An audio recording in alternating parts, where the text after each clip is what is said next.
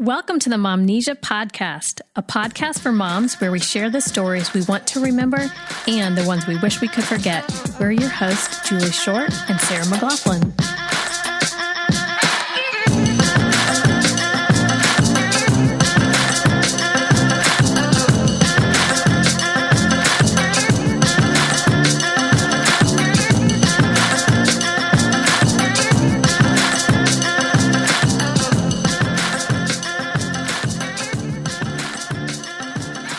Hey, hot mamas. Hey. I like the hot mamas. Okay, let's do it again. Okay. Hey, hot mama. Well, hello, I'm here. Yeah, the hottest one of them all, Sarah. How you doing? I'm doing good. How are you? I'm doing pretty well. Awesome. Well, one of the things I have been dying over this past week is homecoming. Yes. You're not talking about homecoming to your collegiate environment. No. You're talking about something cooler. Tell us. Yes. So we promised you that as podcast fanatics, we are going to introduce you to some of our favorite podcasts along the way. And my friend Ethan introduced me to Homecoming.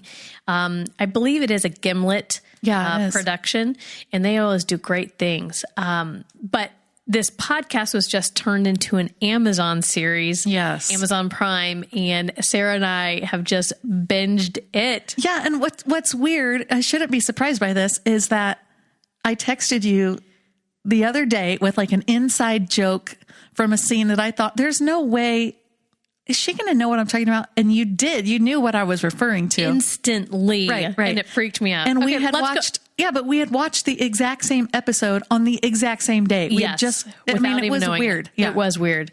So for those of you who do not know this, there's lots of different types of podcasts out there. And the reason that this one stands out to me is because it is fictional. It's not like a real crime story or an investigation or an interview. It is a fictional story. And it kind of gives me that like, what I imagine it would have been like to hear War of the Worlds by H.G. Wells, like an old time radio show. Yeah, yeah. Like this definitely gives you that feeling. So it is storytelling, and it's two seasons, correct, on podcast? Is it two? Yeah, I think it's two different ones. But it's basically a story about soldiers who are coming home from war and they experience PTSD. And this is, they're coming to this facility to be cared for and help to reintroduce them to civilian life. Oh, hey. And it was amazing. And this was one of the first ones that I told Sarah. She was on her little journey to Texas. Right. I said, you got to listen to Homecoming. But they just turned it into an Amazon series. So we've been binging it and it is so good. I've been so tired. Like I actually, just at 40 started drinking coffee, which is disgusting. I didn't even know you had your first cup. Yeah.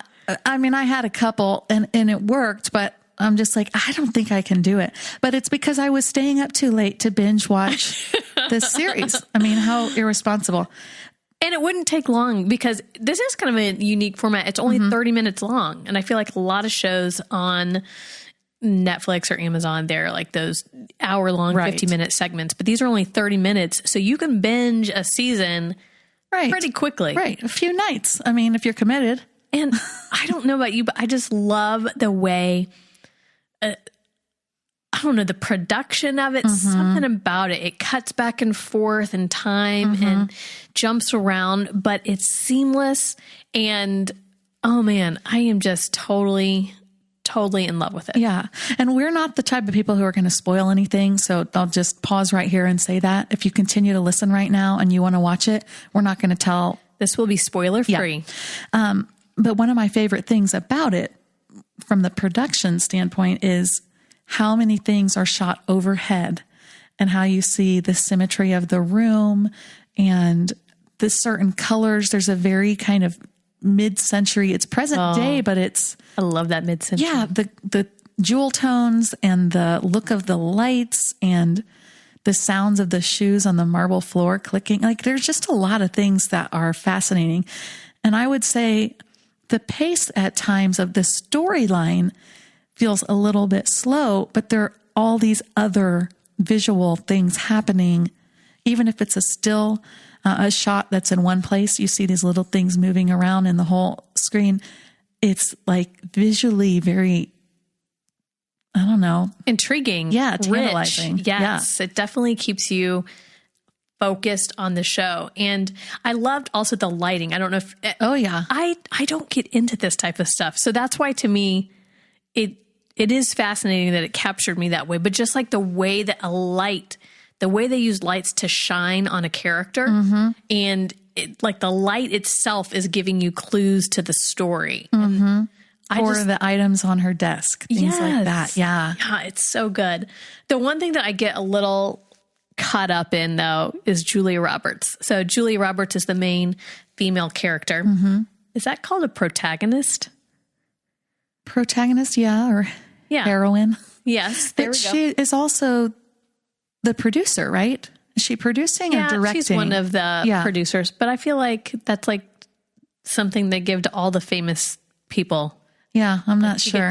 You get that title. Yeah, I'm not sure. But I don't know if you've experienced this in other movies or shows or things, but sometimes like Julia Roberts is so Julia Roberts that I can't imagine her as Heidi. Yeah.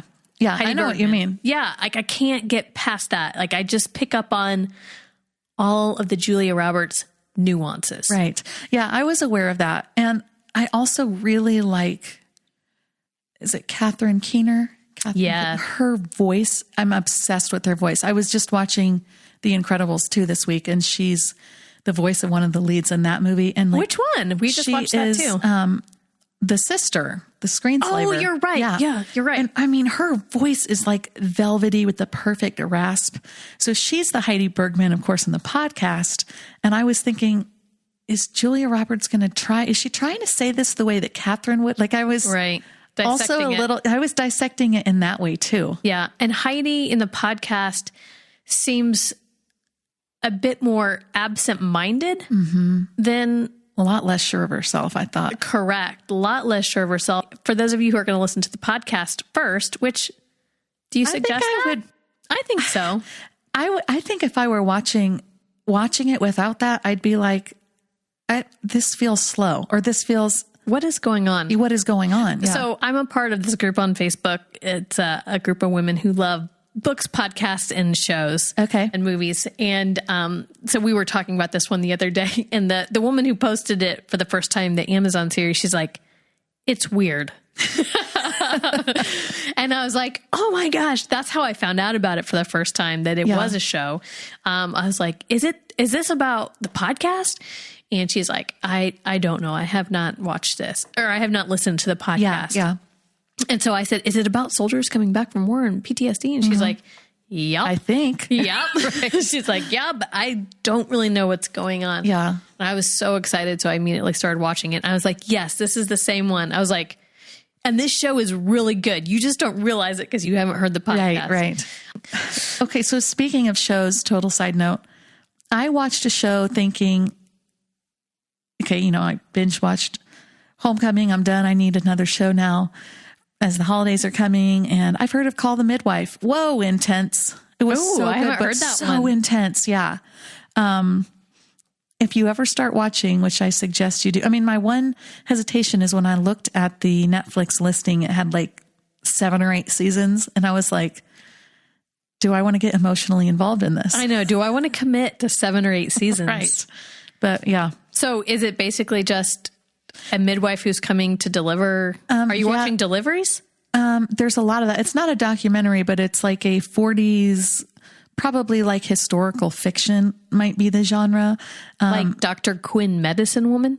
I never watched that. I know what you're talking about, but it's like talking about the resiliency of women and mothers specifically, and what they endure and keep enduring, especially when it was hard. Like there were not the same medical interventions and helps for having birth, and the knowledge wasn't the same there, and the way that women were kind of second second class, compared to a lot of the male doctors. So this is like the very beginning when women were pioneering being involved in the medical field, like as a regular thing. So it's pretty fascinating. I think you should watch it. You can consider it research for Momnesia. Yeah, I think I will. I totally am enthralled with that concept, like you said, because I would have died in childbirth. I had a complete previa, and women who had that in the past before medical advances in technology, they died. Yeah. And that is not lost on me. Right. That I would have died in childbirth. Yeah, it's crazy. Okay, so those are our shows for right now that we're excited about. If you have any other podcasts you think we should be checking out, please let us know. But we'll keep you informed and in the loop on what we're watching and what we're listening to. It's such a fun escape. It is totally fun. Sarah, also we've got, we just finished Thanksgiving, getting ready for the holiday season. It's always kind of fun to talk about traditions. What traditions do you guys have for Christmas in the McLaughlin Scarborough household? Well, I'm kind of down on tradition this year. This is kind of how it started for me. Is I was sitting with a friend, again with volleyball, sitting at a volleyball game with one of my kiddos, and my friend was saying, well, we're going to Chicago this weekend. We're going to go see the Christmas lights and all the stuff. And I'm really stressed about it. And it's going to be so much work, but it is tradition. And if we don't do it now, and I feel that way about a lot of the things we do, like we got to get the tree and we get it at this place. It needs to be like a fresh tree. But it is a lot. So you're doing it out of obligation, not out of the excitement or joy that... Well, and I don't know that it's obligation as much as it's my wish that my children will remember the special things we did. So it's still like, I want to infuse things with meaning. And I think tradition is a good way to do that. But sometimes it tends to be an end justifies the means. Like I had a post recently and I was talking about this tradition, like sometimes it's a logistical nightmare to fulfill the traditions, and how if we have to drag a chainsaw and two toddlers out to the tree farm, I don't know if the tree's worth it when Jeff could pick one up in 10 minutes, at Whole Foods or Trader Joe's, or even at the same tree farm that's already cut. Like, right. I was kind of joking around today. We're supposed to bring green bean casserole to a family event, and mashed potatoes, I think, and salad. Okay, so my husband is an awesome baker, cook. He loves to be in the kitchen, and I love that about him. But sometimes I think it ends up taking like our days off before the holiday. Like we're cooking and we're making new messes in the kitchen on top of all the meals. And I'm like, right. He came home from Costco today with like the Bob Evans, probably not that brand, but whatever, maybe Kirkland, like in the containers, mashed potatoes, a bag of like the fried onion things, and of course they sell them in like 12 packs. What are we going to do with this? But all these cans of cream and mushroom. And he's like, let's just dump it all in a thing and bake it and be done with it. And I kissed him on the lips. I was like, you're my hero. This is so great.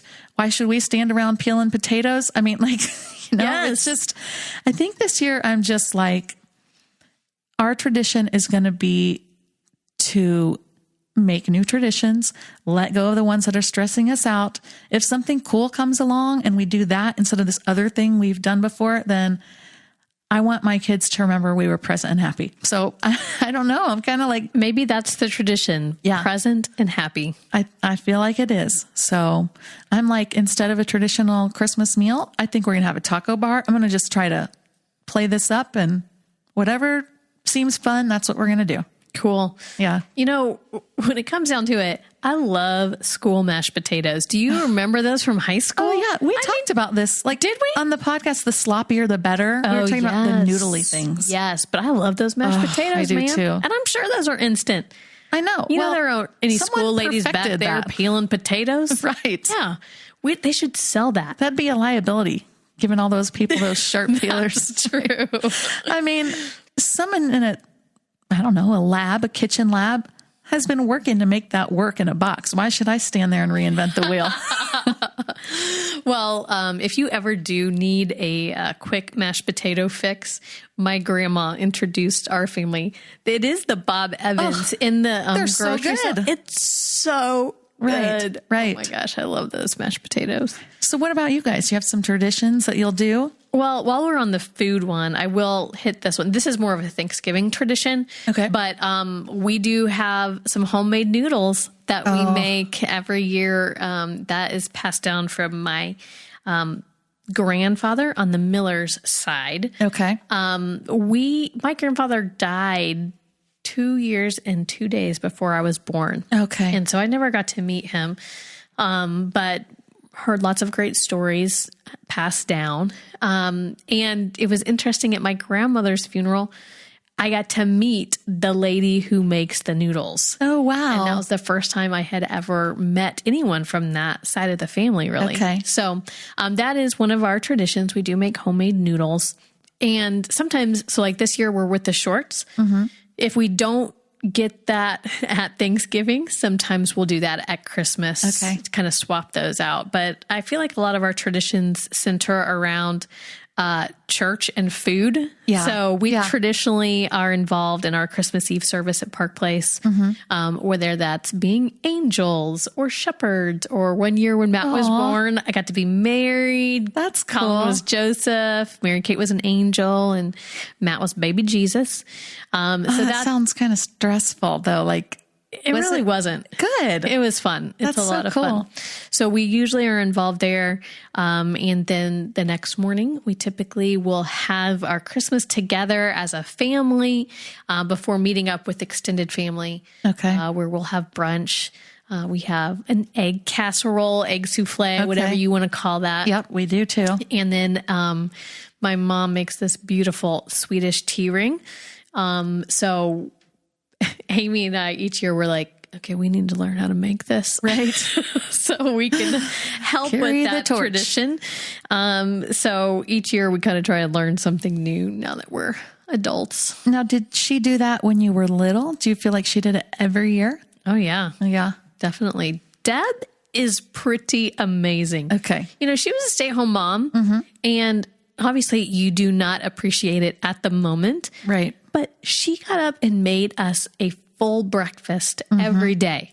So Yeah. we would have like eggs and bacon one day. And then the next day we would have French toast and fresh fruit. And the next day we would have pancakes. And then Right. we would have oatmeal. Well, now I know Amy's a huge breakfast person. Are you still? I love it. Not as much as Amy Okay. does. But I also have to be at work at 8 o'clock. Right, yeah. You know? I phone it in for dinner a lot, but we are big breakfast people too every day. Like this morning, I looked up a recipe and made cinnamon rolls before school from, Scratch? flour from scratch. And I didn't have milk, so I had to like look up a substitute and make that happen. What? Because my kids, it's the meal for them. Okay. So we do lots of eggs and omelets but then come dinner, I'm done. I'm toast. Pardon the pun. It's done.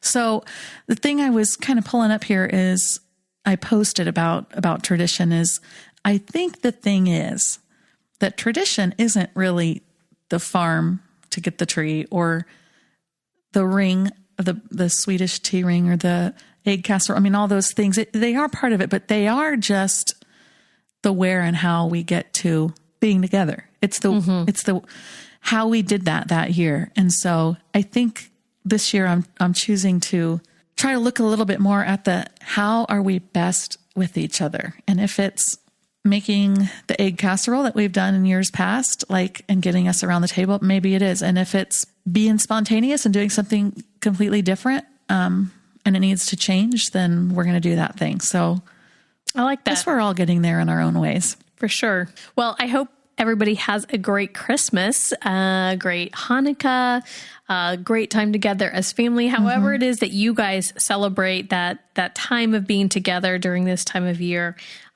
we hope it's special. We hope that it is meaningful for you and that you're able to find that time to bond as a family.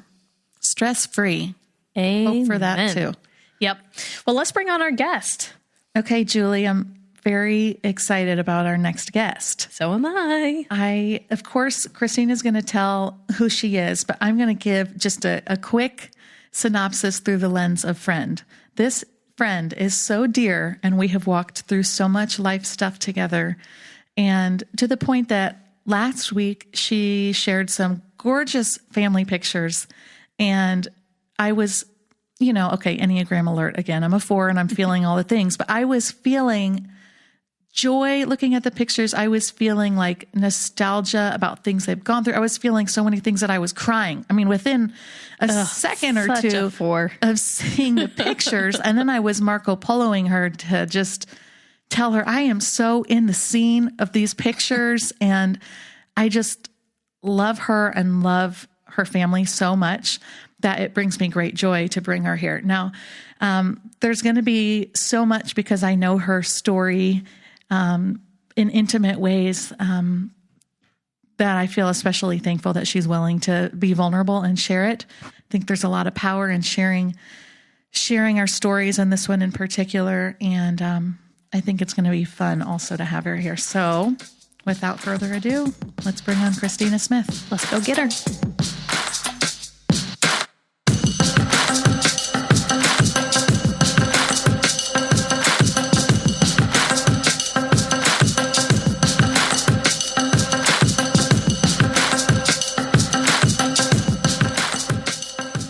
Hey, Christina, welcome to Momnesia. Hey, Sarah. Hey, Julie. Welcome. We're so glad you're here. Glad to be here, too. Thank you for coming.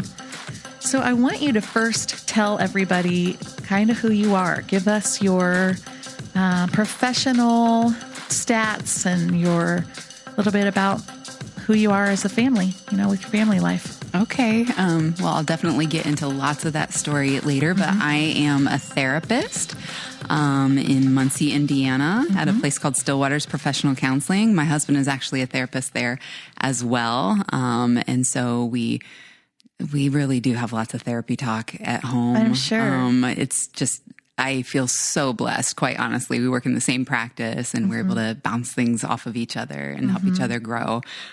We have 2 boys, Jonah and Judah, and we often joke that someday they're going to wake up and realize they've been in couples counseling their entire life.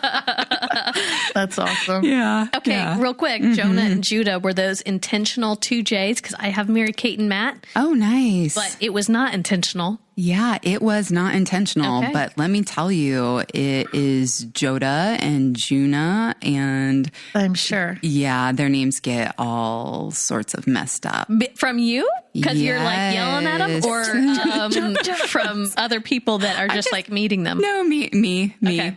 Just like my head might be just slightly distracted. Like, what's your name?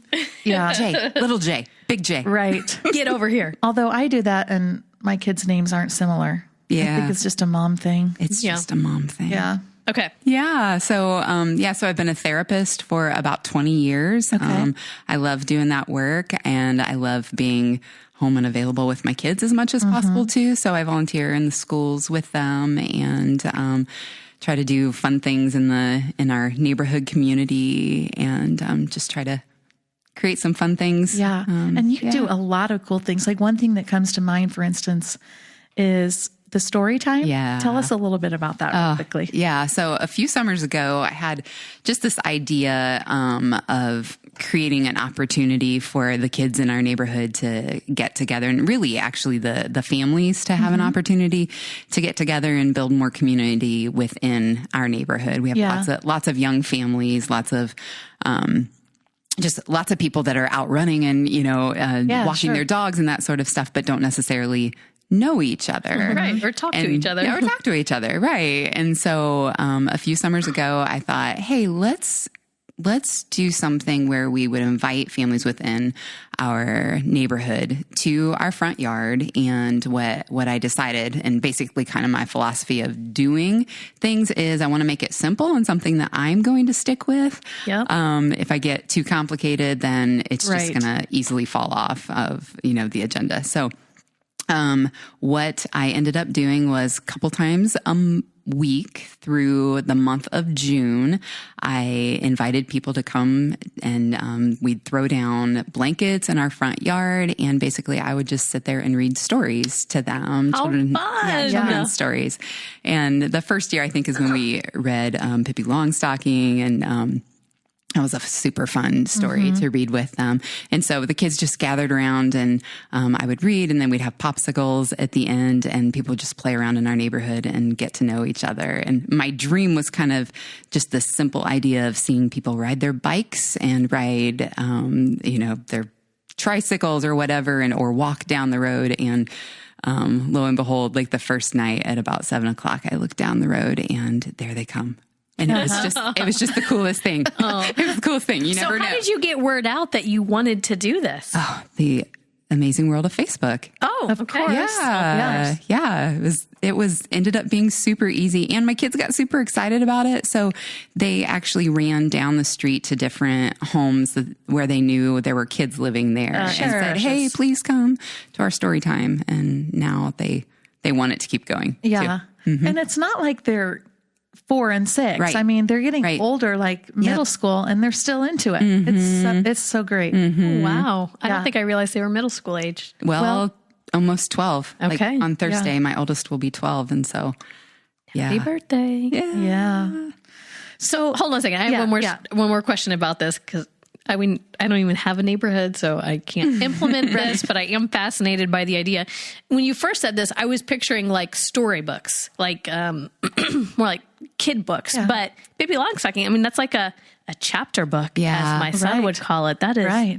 So you were just like reading through a book. So within a week or something. Well, within that book, I picked different chapters. And so I'd go through a chapter at a time, and you can kind of skip around in it because it's just different stories about her oddities and stuff. But actually the second summer, what I did is once I knew the kids that were typically going to be there, I would check in with their parents and say, hey, can you give me a couple of their favorite stories? And then we actually would surprise that kid, fun. And we'd be reading their favorite kids' books, the storybooks like that. And they were so excited, and sometimes they'd want to come up and read it with me. And it was really fun. You are the coolest, man. Yeah.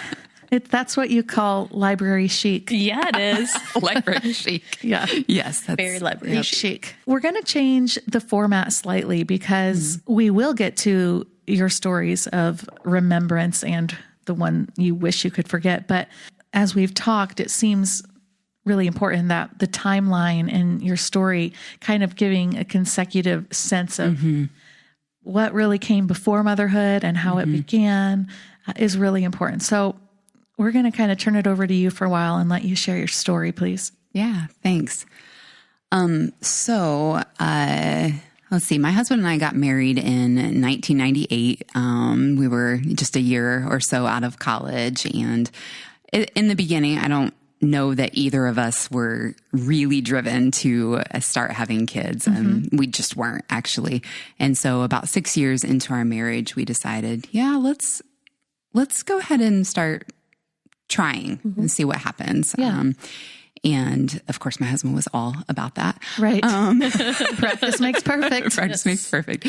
So a year and a half or so into that process, we had not gotten pregnant, and we really didn't know what was going on at that point. And so we started to pursue infertility treatment and just trying to get some answers.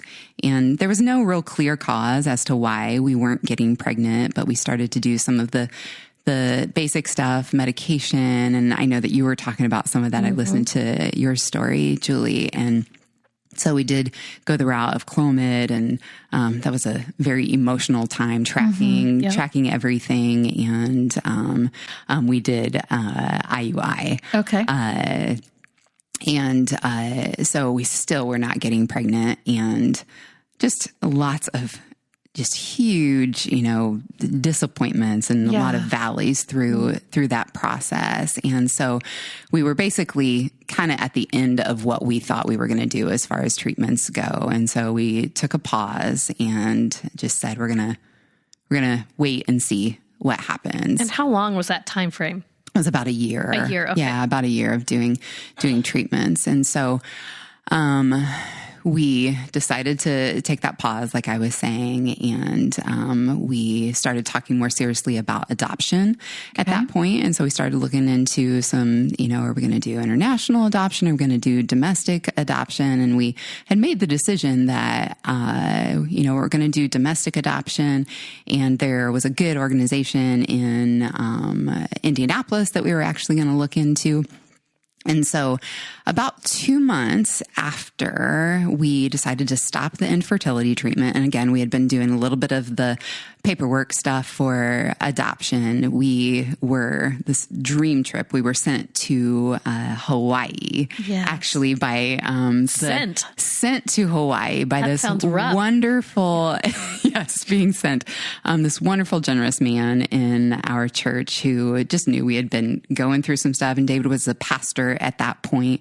And so he sent us to this conference in Hawaii on God as Father. And it was a really just beautiful time. And I tell you that because we ended up getting pregnant when we were in Hawaii. Yeah. Wow. And so when we came home from that trip, shortly after that, we found out we were pregnant and we were ecstatic. And like I said, it was about 2 months after we had stopped the treatments. There were lots of people, obviously, that were super, super excited about this with us, and just people who'd been journeying with us, Sarah, for one, and lots of other people. So we were excited to share that news, and we did really right away share that news with them. And about 18 weeks into the pregnancy, things had been going along pretty smoothly. But our doctor at that point started to see some things that he was a little concerned about. And so he decided to do amniocentesis with us. And really what we thought was happening at that point is he had some suspicions that our child might have Down syndrome. And so we had the test done, we went home, and we started to prepare for that possible news. And about 2 weeks later, he called us. Actually, what happened is the nurse called David and said, "Hey, Christina is going to need to come in for an appointment later today." And so I was actually at work that day seeing clients and had a full schedule. But all of a sudden, the end of my day just started falling apart. And the administrative assistant just said, I don't know what's happening. All of your clients are canceling. And it looks like, by the end of this time, she said, it looks like you're done at 12. You should just go home and, just rest because I'm pregnant. So she thought that would be, you should just go home. Later, I find out that David had called and said, he had orchestrated it and said, "Hey, we've got something serious going on, and Christina's going to need to have most of the day off, and I don't really want her to know what's happening, anticipating something bad."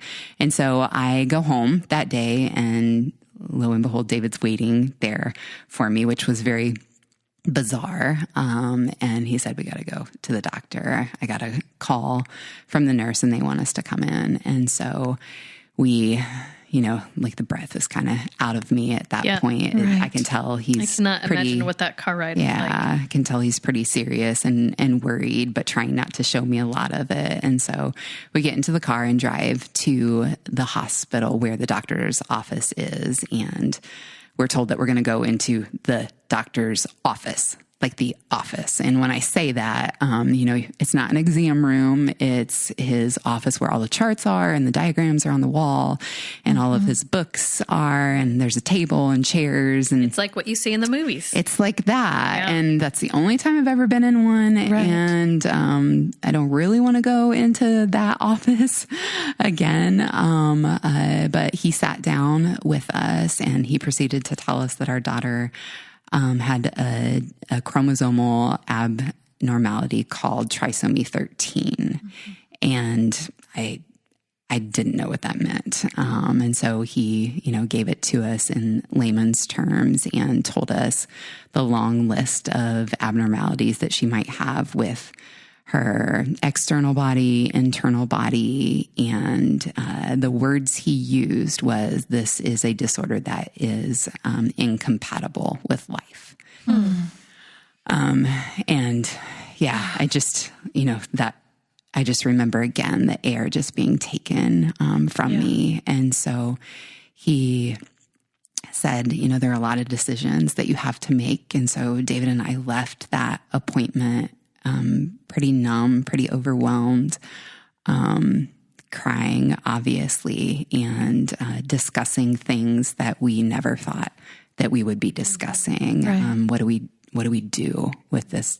What do we do with this news? What do we do with our daughter? Because we found out at that point that we were having a daughter. And so we went home and we just kind of sat for, 24 hours, kind of talked every now and then, but just tried to take in what we were experiencing. And we did come to the decision that I would continue carrying her and just see what would happen. Yeah. The doctor was so kind and loving to us. And he said, you can come in as often as you want to have ultrasounds. I will do them every week for you, whatever you need. Mm-hmm. And so we did for a while, and it was a pretty up and down roller coaster process for us. There were times where she looked amazing and we'd feel some hope. And there were times where she, they had concerns about her brain, concerns about her heart, concerns about water on her brain, possible extra digits. And then we would have ultrasounds again and everything would look really good. And so what happened is at about 36 weeks, it was actually a day short of 36 weeks, I was at work and I wasn't feeling really good that day. And so I went home and I just started to not feel her move. And I had been very keenly aware of her movement from the time that I found out her diagnosis, because I was aware that she could pass away at any point.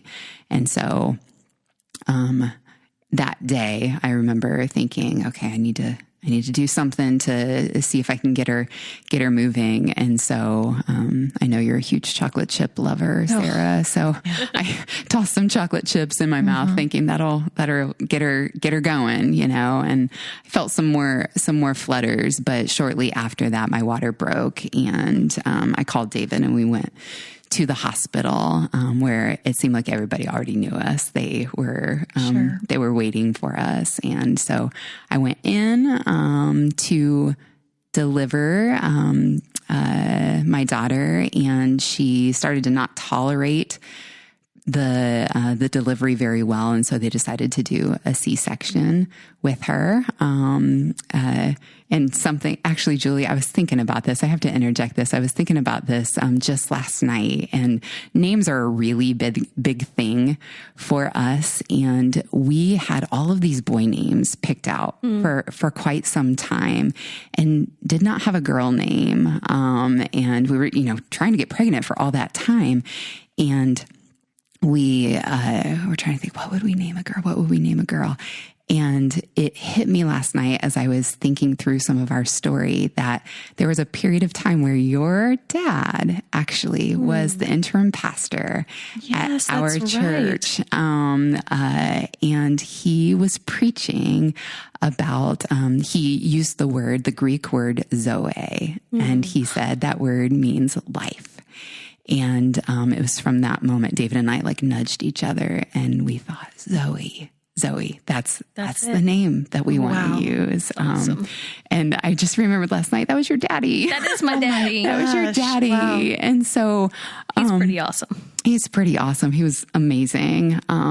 We started to call her Zoe from the time that we found out that she was a girl.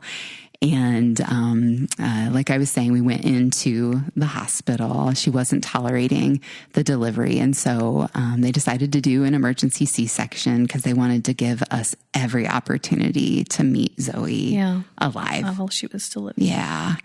And so that's what they did. They rushed me into surgery, and she was born on September 13th, 2005. And she was beautiful, She was absolutely beautiful.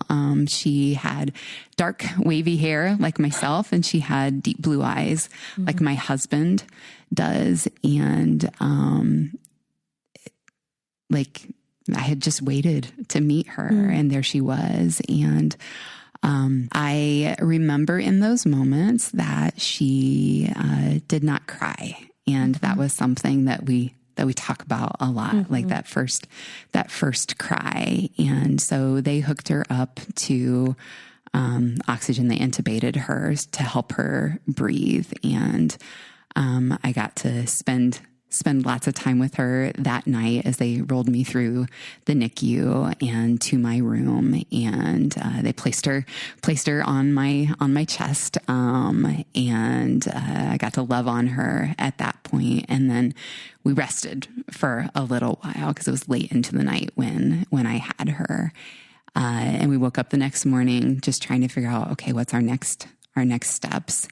And learned that her heart was just ultimately too much of, there was too much there for them to ever do surgery on, something that they wouldn't be able to correct. And so 2.5 days actually after my daughter Zoe Dawn was born, she took her final breaths in my arms in that hospital room. And that was incredibly hard, to say the least. I talk about breath a lot. It was, again, like the breath was completely eliminated from me. And so David and I left the hospital without our daughter. And it's we've been through a lot of hard stuff, but that was just one of the hardest things that I ever have experienced, and felt it so deeply. And so we went home, and we started trying to put the pieces back together, started trying to just live, one day at a time, really, at that point.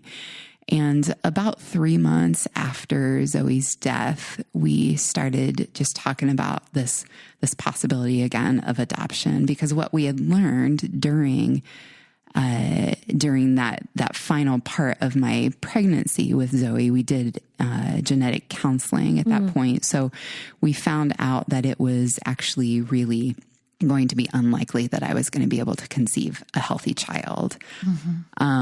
We also found out during that genetic testing that the genetic condition she had was a result of my chromosomes. And I'll tell you, that was really hard stuff to swallow. And something that I held pretty private for a while, because I felt this irrational guilt that it was your fault, my fault. Somehow. Yeah. My fault that she had died.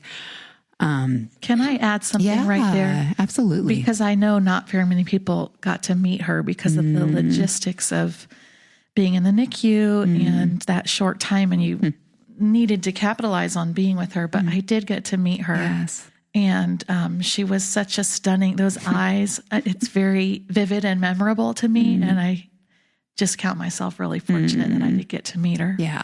Yeah. And that's, I've talked to you about that, Sarah, that is something that will always be special to me, that you got to meet her. It's also sad to me that many others did not get a chance to. Yeah.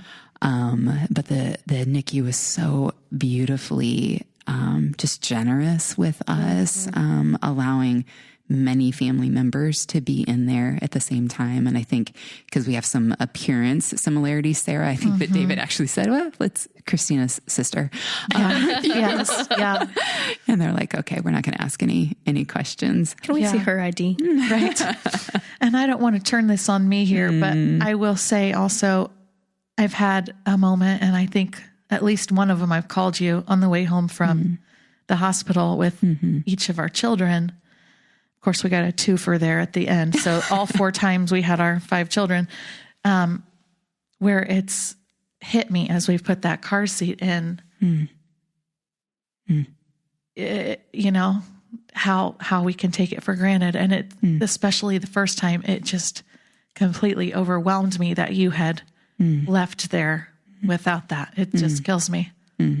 Thanks. Yeah. I'm so sorry. Thank you. So you were 3 months, you said.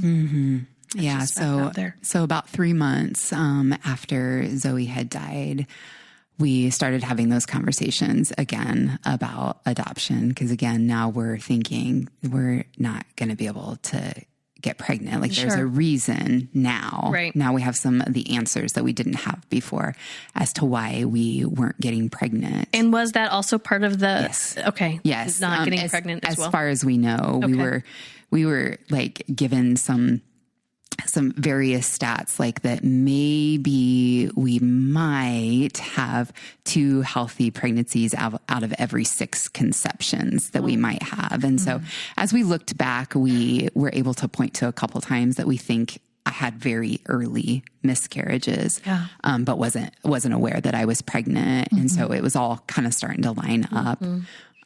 To us. And so we were thinking like, if we still want to be parents, which we really did and increased all the more after Zoe, then we're going to have to go about this a different way. And so we started putting together some of our adoption like photos and story. And I'm honestly not even sure how I had the mindset or the energy to be able to put that together at that point. And so we contacted that agency in Indianapolis and we said, hey, we want to look into adoption. We would like to adopt a child with African-American. And like, we just want to find out more information. And so they said, we really would like for you to speed up this process if you're willing to, because we have, and I feel like it's different today, but they said we have at least seven African-American moms who are going to be delivering in the next month. And we only have about 4 families who are open. And so we said, okay, let's think about this. And so we kind of put things into high gear and just went with it and finished our adoption, like the portfolio that you put together. And 3 days later, we received a call that there was a mama given birth through cesarean at Wishard Hospital in Indianapolis. Wow. Yeah. And that she had chosen us, but she was in surgery at that point. So we had not left for work that day, and David was still a pastor, but he was getting ready for work. I was getting ready to go into my counseling office at that point, and we were just like freaking out. Like, oh my gosh, is this for real? I remember I've had LASIK surgery since then, but I was wearing contacts at that point, and I accidentally put my Aosept solution in my That's right. in my eye. If any of you know that, I don't even know what that means. It's terrible. It's like putting acid into your eye. Oh, it's not neutralized. Okay. Like saline is. So, but I was kind of like, okay, we got to keep going. Got to keep going. Right. Like throw some stuff into a bag. We had an hour to drive, and I am sure it did not take us that long to actually get there that day, but we hopped into the car and canceled everything for the day and arrived at Wishard, and we sat outside of the nursery.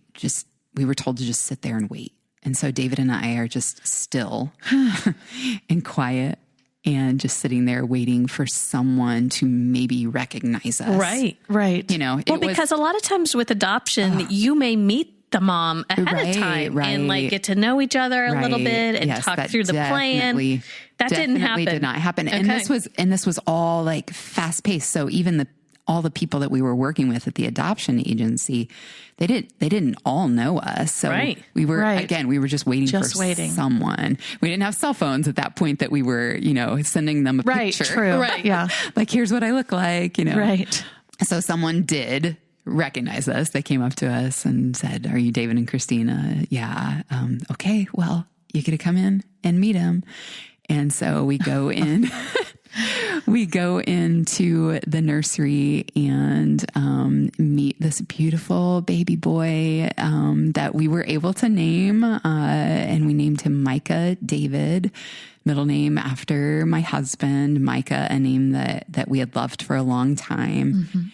And I got to feed him his first bottle and change his diaper. And he was so beautiful, so beautiful. And he was like stronger than your average newborn. It was like he already had developed neck muscles because he can hold. He was kind of full, just a full baby. Yes, a full, strong baby. So we hung out there at the hospital for a couple of days, and I interacted with his mom over and over again, and just had, got to share in her story with her. And it was just a really beautiful experience getting to do that.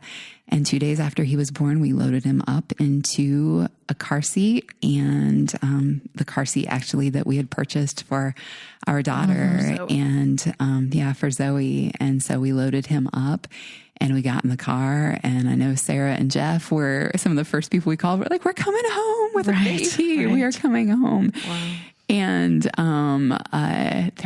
there were people just waiting to love on him. And so for, I don't know, just days, it seemed like there were people pouring in and out of our house, just waiting to meet him. The first time we showed up at church, he was like a rock star.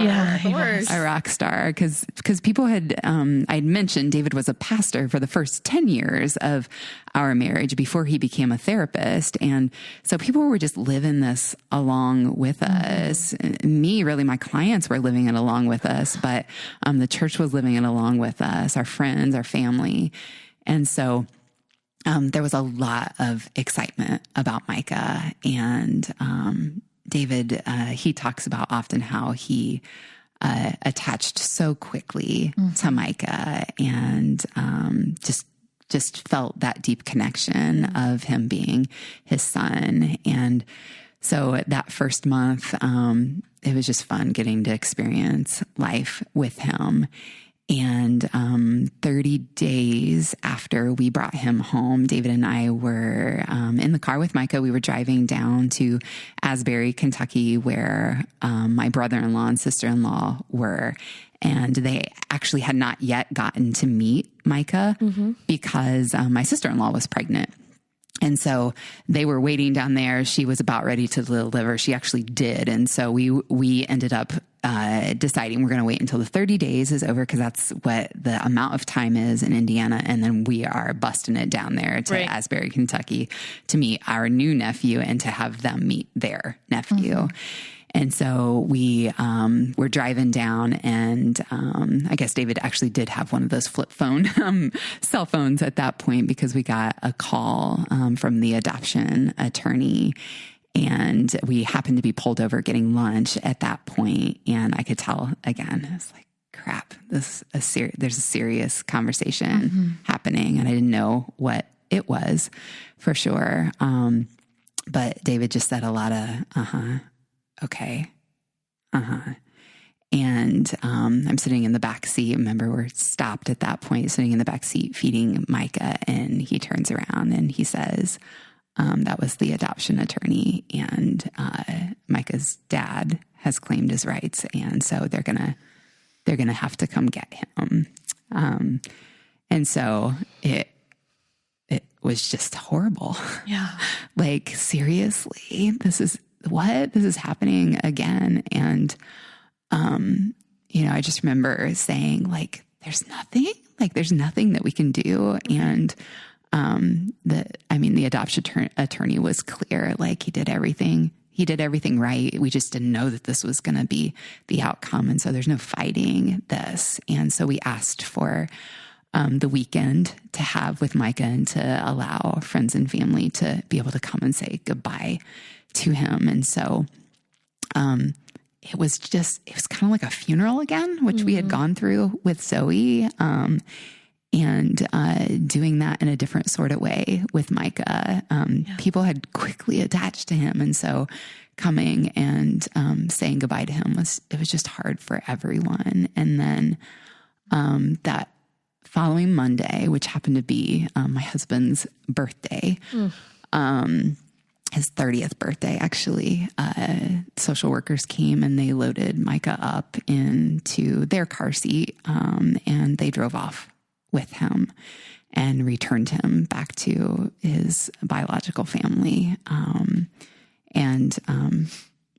Yeah, so we've not seen him. I don't know exactly where he's at. I think he's in Indianapolis somewhere.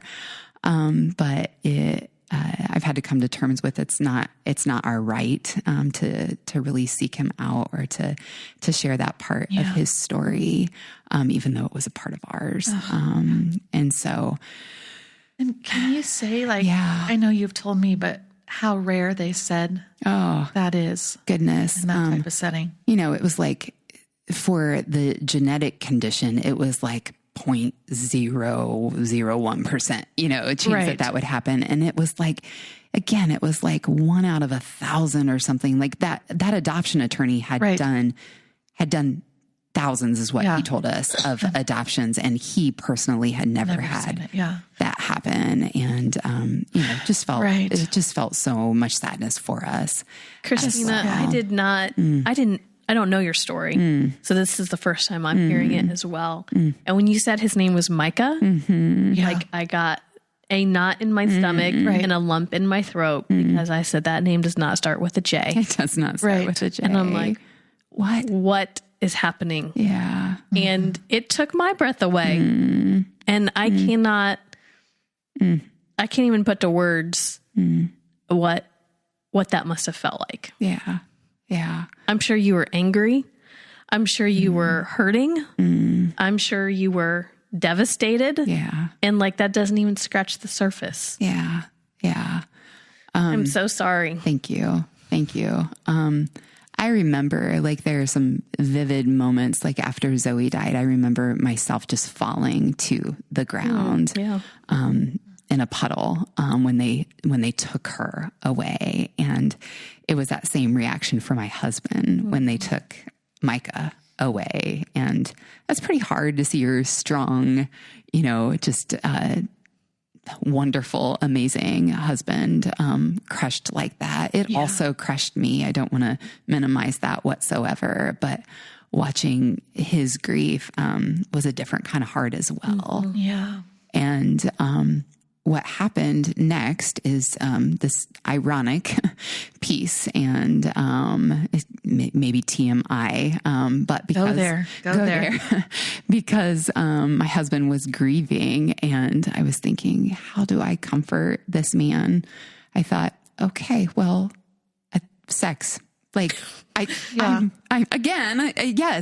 thinking thinking back now, how in the world did I even have God bless energy? You, sister. God bless you.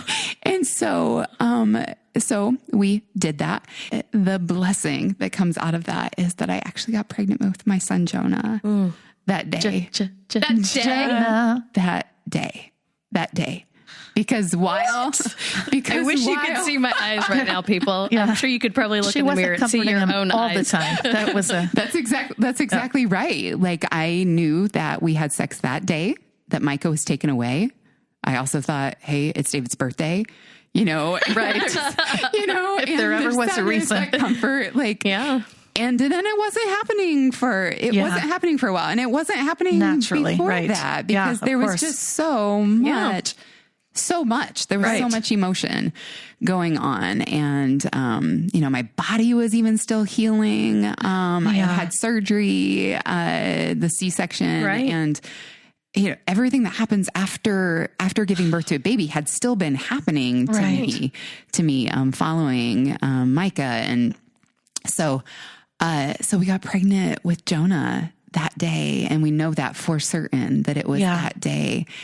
And, I was scared, and I felt it was a mixture of emotions. I really felt a little bit also of like, are people gonna think we are insane? Like totally irresponsible. Like I'm serious. Like, are our friends going to leave us? Like, are they done? I mean, that sounds probably more horrible than maybe I felt at that point, but sometimes your thoughts go there. Kind of like, not because they think we're irresponsible, but are they weary as well? You know, like unable to to go through more of this because we had the genetic counseling done. Right. It's unlikely you're going to have a healthy pregnancy. And so, so we got the early. I'm like, we need an intermission. How are you emotionally handling all this in like 6-month period? Right. So it was so much. It was so much. I keep saying, looking back, I am not really sure. I'm not really sure. I slept a lot. I didn't sleep a lot. I went like back and forth. Sure. Yeah. And I was just surviving. And so we got the early testing, the early amnio testing done, to find out if Jonah was healthy, just for peace of mind. And it was, around 13 or 14 weeks that we got those results and learned that he was perfectly healthy. Praise God for that. Praise the Lord. Did your shoulders only drop so much? I mean, I can't exactly remember. Or did you feel like still on guard? Yeah. I mean, it had to be a lot of things. Yeah. My memory is that, that we were pretty relieved. Yeah. Now, if David was sitting here with me, he may say, honey, we're still a basket case. Right. I'm not sure, but I was trying to juggle like this. There is this. Yeah. Go ahead. Hold on. Go ahead. I have to interject. Yeah.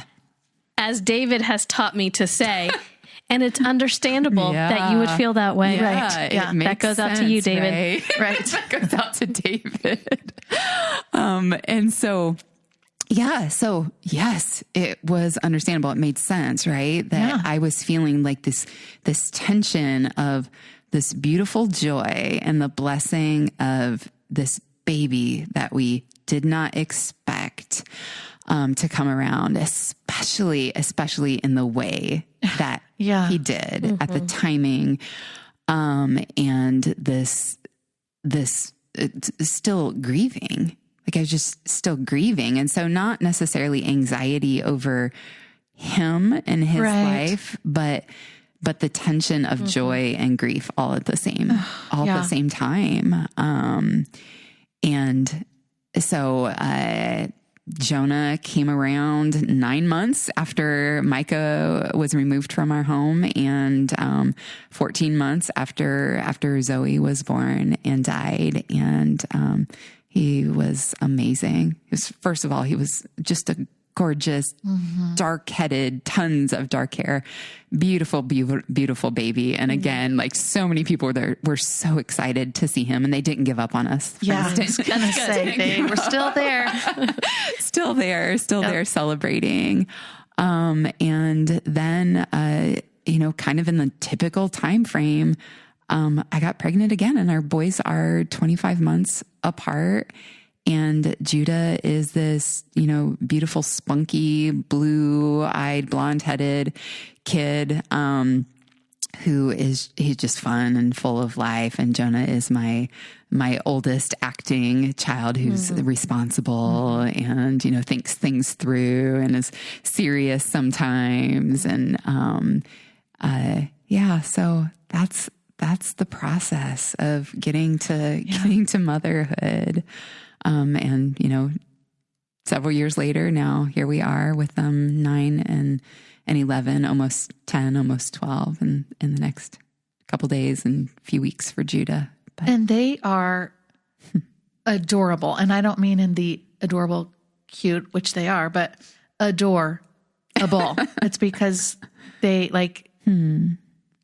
I feel like, naturally, they came from you guys.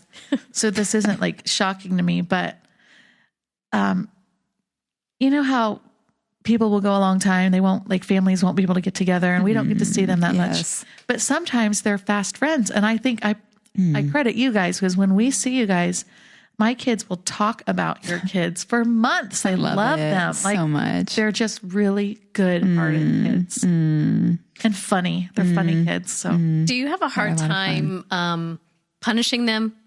Because I feel like after all that, I would just be like, you do whatever you want, honey. Okay. You want that car? Yeah, I'll get you a car. Do you find yourself doing that or? Well, in general, yeah, making concessions that you may not have otherwise made. Right. You know, I think I'll actually transition to, how do you say it? Like the thing that I would want to forget. Yes, the thing you want to forget, and the thing you want to remember.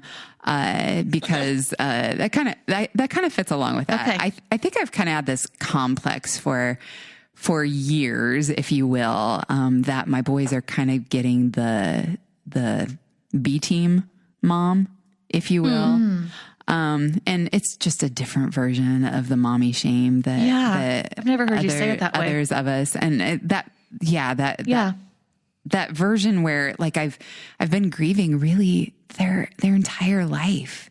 Right. Jonah came into the world with a mom who was grieving and sad and broken, and we did have actually some issues with Judah where we didn't know if he was going to have some difficulties early in life. He was isolated in the NICU for a little bit because of an infection that he was born with. But again, just kind of some ups and downs with that. He's completely healthy at this point. But it was scary there in the beginning. And so they've had this mom who has been grieving, and they have, several years actually after Judah was born, my dad was diagnosed with a disease called Lewy body dementia.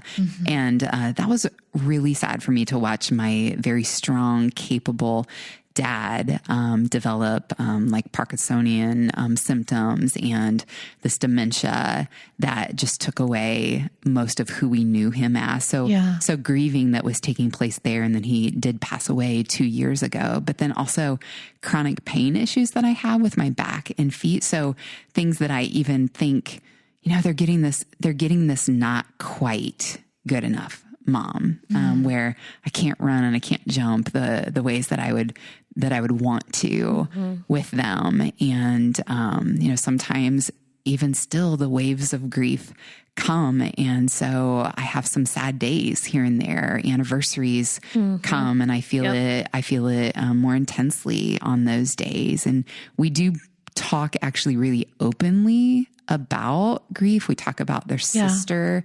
They, have both around the ages of like 6 and 7. I think for them, it was when they really connected with my sister. Like I have a sister and she's not here, and I really miss her. And so those emotions of missing someone that they never got the chance to meet, but knowing that she is a part of their life and a part of our story.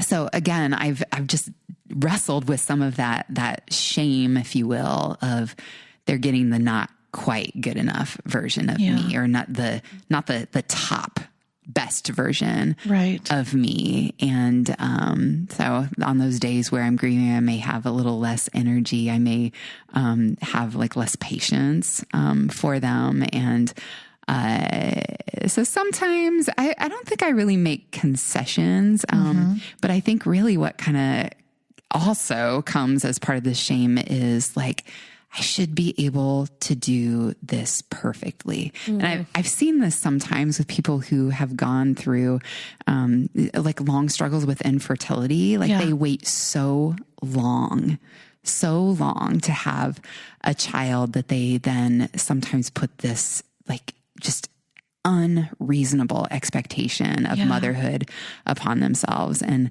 I think I've done that at different times as well, where I've just thought I should be able to like love them perfectly and mother perfectly, because I know how much I longed for this. And you know what's at stake. I know so what's you don't at want to stake. minimize the gift you have. Yeah, absolutely. Absolutely. Like so much, like that really just gets distorted and messed up there. And so this struggle with, they're getting not the not quite good enough version of me. And just before actually coming here tonight, remember they have 2 therapists as parents. And so, so the question I asked them may sound strange to some, but it is a question that I've asked them many times, which is there anything that you would like mommy to be doing more or anything that you want me to be doing less? And I'm kind of making dinner, and asking them these questions, and Judah's sitting on the counter. I mean, he's 9 and he's super long legged, but he's like sitting on that counter beside me, and he starts to chuckle like, and I'm like, okay. This is after you asked the question? This is after I asked the question. He's like, are you serious, Mom? No. There's nothing I want you to be doing more. There's nothing I want you to be doing less. And I look over, that's my youngest, right? And I look over at my oldest, and he's like pacing. He's like pacing the floor. Thinking, yes. Right. I kind of was waiting for the door to be ajar. I'll go ahead and kick it open. And he's like scratching his head like, oh, Mom, like, this is so hard. This is so hard. You don't know how hard this is. And I am seriously like bracing myself, like, and he's so serious sometimes. It's adorable how serious he is. And yeah, so he's like, this is so hard. This is so hard, Mom. I'm like, oh gosh, what's he going to say? Like, just waiting for him to like, let it out. And he said, it's so hard. I can't think of anything. Oh, so my point there, and my kids are not like these perfect, like have all the answers sometimes, but they just remind me so often that they don't need a different version of me. They don't need the pre-grief version that I sometimes feel like is lost. And, I'm totally different now. They need just the me, and they really do like love me in this grace-filled, perfect sort of way. Not thinking that they've gotten the lame version of me. And so if I can say like the thing I want to forget is like all those terrible messages that come up at times when really we just need love and learning to accept ourselves. Like my boys accept me. I want to do that. I want to do that better. Yeah. I'm curious, are there any other questions that you ask them that are like that? Because that's fascinating to me. I'm going to go home and ask my kids that. Right. Are there other ones? Be prepared. Are there any other therapist questions that we should know about and start to try out at home? That's a good question. That is probably my favorite one that I ask. And again, that's, is there anything you want me to be doing more? Is there anything you want me to be doing less? But sometimes I actually ask them, like, is there any hurt that you feel like mommy hasn't addressed? Any ways that I have hurt you because I want to hear you? And they generally know that I'm really meaning it at that point. And so the guards are down. And so there've just been some really beautiful moments of being able to hear them validate what they're feeling, tell them that makes sense, or what are the words that David has taught you? It's understandable that you would feel that way. It's understandable that you would feel that way. My version as a therapist, a little bit different there. But to be able to say that to them, and then to be able to say, I am really sorry for the way that I hurt you, and to make those amends with them. Yeah. That's good. You gave us the follow-up too, because it's one thing to ask the good therapist question, then they answer, and then we really derail. Can you hold on? I gotta go call Christy. I don't know what I'm supposed to do now. Lifeline. So can I ask also, I've been in your house 1,000 times. I've seen pictures of Micah as well. Do the boys talk about their brother the way they say their sister Zoe, or how do you talk about that? Yeah, they don't talk about Micah the same way. And, it probably ebbs and flows sometimes. So it's like when the person at the grocery store who, the person at the register asks me, like, how many kids do you have? Right. And sometimes I answer that question differently than I answer it at other times, based on, just based on how much time do we got? Right. Is this Who the are you? 15 item lane or is this the... Exactly. Right. And, how much do I want to let my guard down right now? And is this appropriate to even go, further into the conversation? And so sometimes they may say, I have a sister, Zoe, and I have a brother, Micah. They always acknowledge Zoe as their sister. Yeah. Sometimes their friends are like, no, you don't have a sister. Like they've had to explain it at different times. And they, sometimes show friends the picture in the hallway, or if we have friends of theirs over, I will see them looking at the pictures in the hallway. And, we just all know that the Micah story is just a different kind of complicated. It's just different. And so they know all about Micah. And they kind of don't know whether to refer to him as their brother whether they do or not, but they know for certain that, that David and I have said that if at any point in his life, he comes to us and, say he does know that we were the first part of his story there. If he comes to us and says, I need a place to be, I need a place to belong, that we would in a heartbeat accept him. And they absolutely feel that same way as well. Yeah. So it's amazing. Mm-hmm. That's amazing. Yeah. So we've hit your, what you want to forget. Is there something that you are hoping to remember? So I think, as I've thought about this, what I want to remember the most is it's actually the moment that I locked eyes with each of my children. And that is including Micah as well. So that moment when I locked eyes with Zoe, like I had been waiting for her, and talk about breathing again. This is one of those moments where it's just like, there's this still breaths that, are like just peaceful. And it's like everything is perfect at that moment. Looking her in the eyes and not thinking about what has been and what might be, but just the love and the peace and all of the goodness in that moment. And so I remember that with Micah as well. We walk into that nursery where he had been for just a little time without us, and he didn't know my voice like Zoe did, which, draws, I think, the baby's eyes to their mama. But he still locked eyes with me, and I was able to lock eyes with him, and everything just felt good in that moment. Yeah. And so right. So present. Present.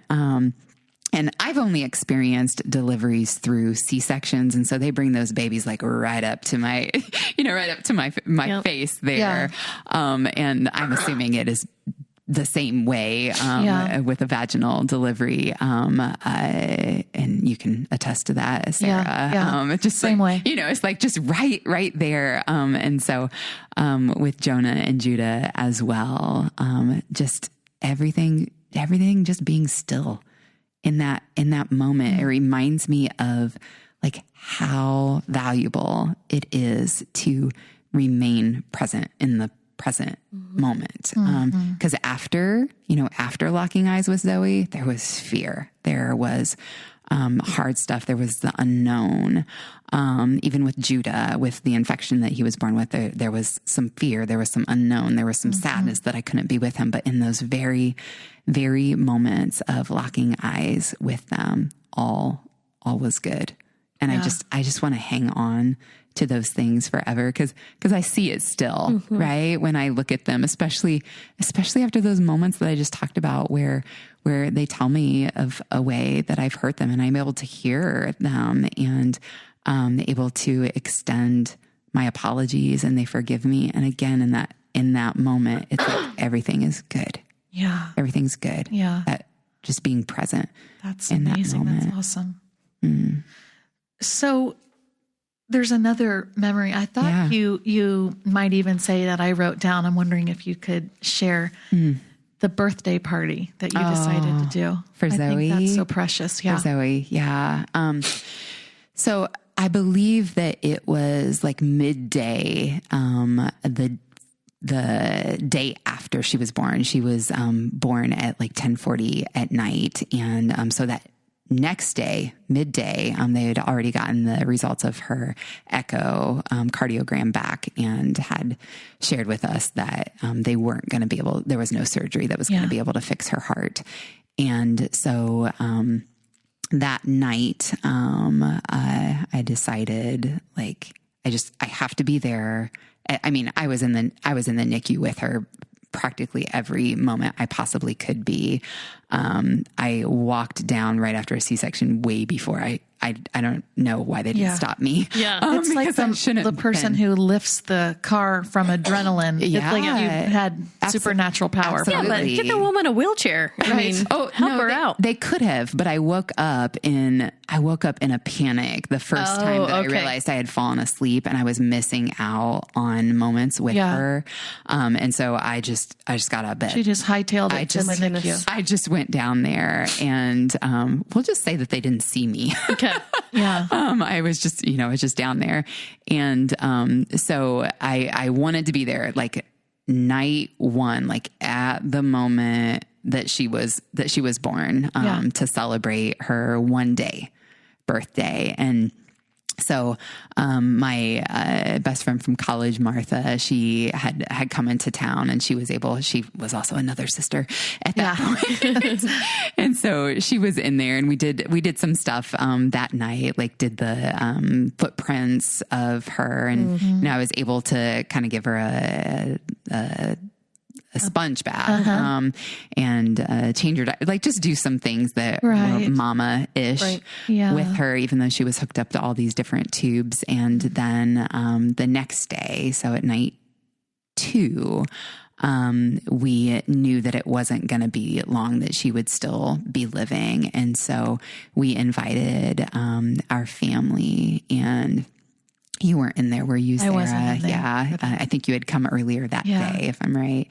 And so my mother-in-law brought a birthday cake for her. But, we said we were going to be together celebrating her 2-day birthday. And so everyone gathered in there and we all just took turns holding her. Those people at the NICU at Ball, and I mean, I'm sure every NICU is the same, amazing. But they are incredible. Just angels walking on this earth. Just beautiful, wonderful people. Zoe's tube for her to help her breathe was this. It was like a more solid tube than some were because they didn't have enough of these more flexible ones. I don't know, it was something like that. But what it meant is that the respiratory therapist literally had to sit there and hold the tube every time we held Zoe. Yeah. Wow. And he did not care. Yeah. Like he just sat there for hours and hours. And he was so kind and so gentle and did not complain. And I know that his arms had to have been killing him. It's the Lord's work right there. Seriously. And so that night, we took turns. Everybody took an opportunity to hold Zoe and to say goodbye to her. And at the end of that time, we, sang happy birthday to her together. Our children's pastor actually came in and dedicated her and gave us a rose for her. And then we sang. You can say, because that's your friend, right? Yeah, Chris Shirk. Oh, yeah, Chris. precious man. Holds a special place in our hearts for many reasons. So we did those things. And then there was another song that I had been singing often to her that was, it's I Have a Maker. But I would sing it in the version, like you have a maker. Mm-hmm. He formed your heart, before even time began. Your life was in his hands. It was actually a song that I had Sarah sing at Zoe's, funeral as well. And, we just had a really special celebration. It was beautiful. As tragic as it was just beautiful to be able to do that. And then, We didn't know 100% sure that it would be the last time they would see her. But that night, again, I woke up kind of in a panic. I'd fallen asleep and was in my bed and woke up in a panic, and I just knew I needed to get down there as soon as possible. And what they said to me at that point when I went into the NICU is that they were about ready to call us to tell us that it was time to let her go, because she had started showing some signs of declining. And so my family did come to the hospital, but they weren't able to see her again at that point. So, Yeah. yeah. There's so much there. Even hearing it, I don't know how many times I've heard it and walked it, not feeling what you feel, but feeling it alongside you for sure. And I just want to speak to one thing. You said, quote, they don't need a different version of me. Yeah.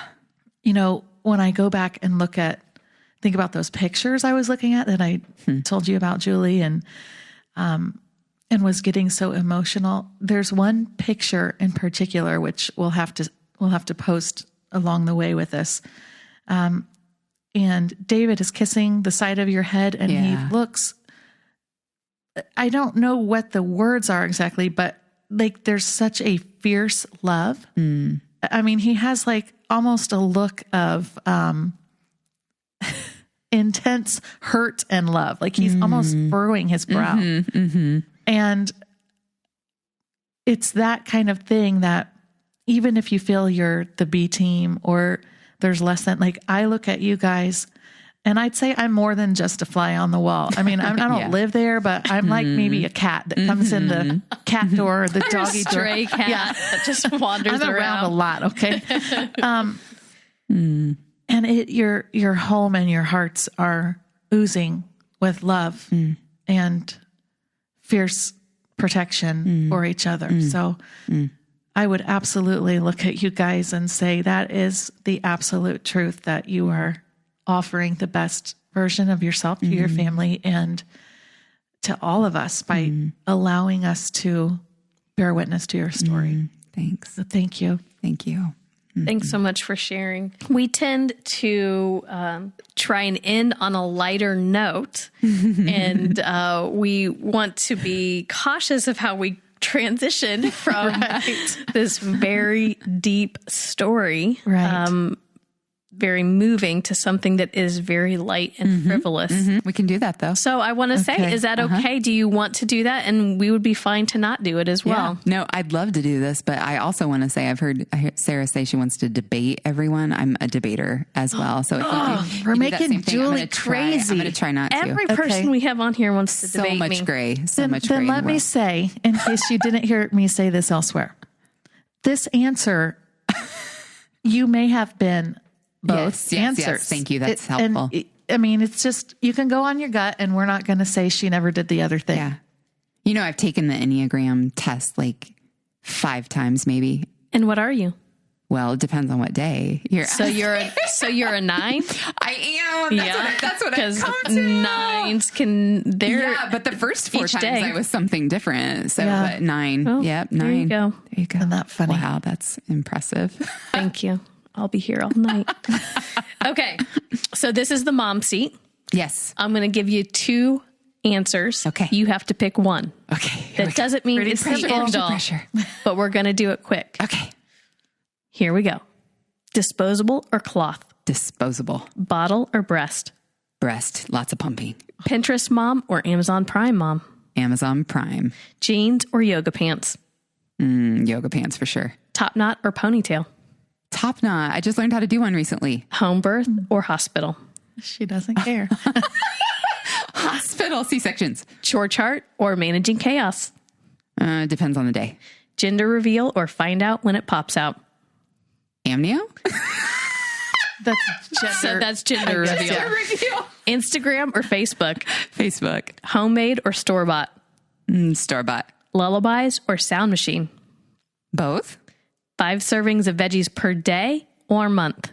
For me or for the kids? Either. Good question. 5 for me. A For day. the kids? A day. For the kids, we'll throw some carrots and sugar snap peas at them every now and then. President of the PTA, or I'll send in some goldfish. Lots of goldfish. Bubble bath and a good book, or girls' night out. Bubble bath and a good book. Weekly meal plan, or McDonald's drive-thru. Chick-fil-A, Culver's, way too often. Guys, that is not the option. Homeschool or go to school. Go to school. In your home, are you free bird or robed up? Or robed up. Favorite parenting anywhere. resource? What? Because you're always, I'd say you're always a robed up person. Always so robed up. Favorite parenting resource? Experienced moms. Favorite place to buy kids' clothes? Yard sales. And that is the mom seat. Good job. You know what? The last few episodes, because you always do the mom seat, I'm always chuckling in the background going, I wish I could take my voice out of that. And I did it again. I'm going, it's all, Beavis. Okay. I'm just going to have to grow, I guess. People don't know how to do the mom seat. They want to debate. It's all on us. That's right. Okay. Well, We need to thank you. change And I think she is the first bubble bath and good book. Oh, is that right? Oh, yeah. Yes. Am I the first introvert? And I think, Maybe. Ooh. what else? There was another first. I can't remember. I think favorite parenting resource, like you actually listed a parenting resource. Oh. Does that make sense? Okay. You Did don't I? call, somebody said God. Yeah. He doesn't count. She doesn't That count. was Lisa. Yeah. That was Lisa. I don't consider God a parenting resource. Okay. Okay. Like when I created the question, That's not what you were thinking. I wasn't Okay. thinking God. Okay. I was thinking of like an actual, a book, a Right. magazine, a blog, Okay. you know, all that. Gotcha. Gotcha. A resource. We're going to have to change all these prompts. I know. Because now people have heard the show. Well, no, it's okay. This helps. Guys, let me tell you a little bit about the mom seat. Okay. The mom seat is also supposed to just share how we are all connected and Okay. how we're all more similar than we are different. Okay. I get it. I Sarah, get it. Sarah wrote a song about that. Yeah. We Are All the Same. Have you ever heard it? It's really good. Heard that song. You can buy it on iTunes. I'll post a link. But I did get some feedback from some other friends that apparently these are all. Well, you're a boy mom. I am a boy mom. Mhm. Oh, well, she didn't say a boy mom. She said a tomboy mom. That none of these questions, she would answer them in this way. So who knows? Maybe we'll evolve over I time. don't even know what that means. So it was Cassie, and Cassie said, I would not answer those wouldn't be my answers to anything. Wait, is the mom the tomboy? Disposable or or is cloth? the mom Is it like the tomboy? Fig don't leaf know. or Burlap. Cassie, we need to hear from you. We need to hear your take on the mom seat. because I got 5 and they're all different, and I got those answers encompass most Naked? They're just naked. of free bird or robed up. Maybe she 2 doesn't wear a socks. robe. You know? socks. Maybe she just wears a t-shirt. Maybe. All right. Man, thank you so much. Love you dearly. Love Thank you you for too. being here. And now I love sharing. you too. Oh, I Yeah. love you too, Julie. And I'm sure all of our listeners do as well. Yes. Thanks. All right. We'll see you next time.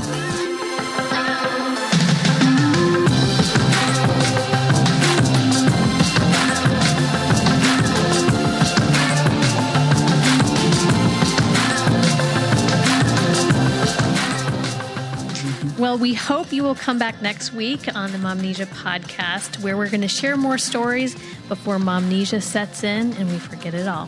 Have a great week. Bye-bye. Today's episode of Momnesia was recorded at Grace Church in Noblesville, Indiana, with original music by Phil Larson. Make sure to check out Grace's podcast, Between Sundays, and Phil's music at Spotify or iTunes.